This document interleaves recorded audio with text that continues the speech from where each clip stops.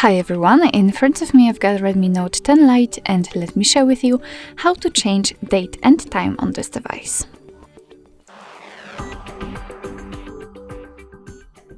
So first of all, let's enter the settings, and here we have to scroll down in order to find additional settings.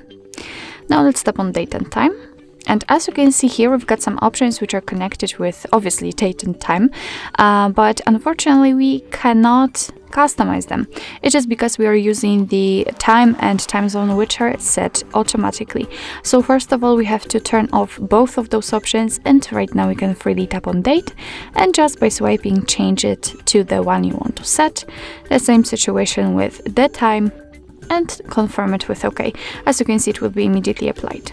The same with the time zone, just tap on it, tap on the region, and here you will be transferred to the full list of available regions from which you can choose.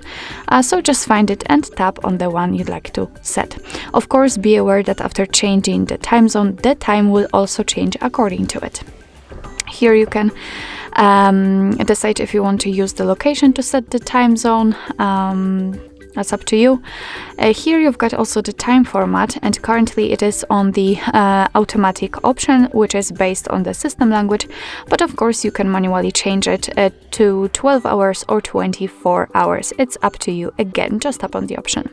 Here you've got the option which is connected to the dual clock, so you can decide if you want to display the different clock for a different place in the world. It's up to you. You can here pick the place. As I said, you can turn it on or off. Okay, got it. Alright, so basically this is the whole customization of date and time, and of course you can get back to the previous settings, so use the automatic time and time zone just by tapping on those switchers again.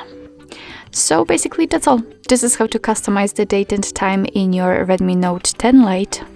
Thank you so much for watching. I hope that this video was helpful, and if it was, please hit the subscribe button and leave the thumbs up.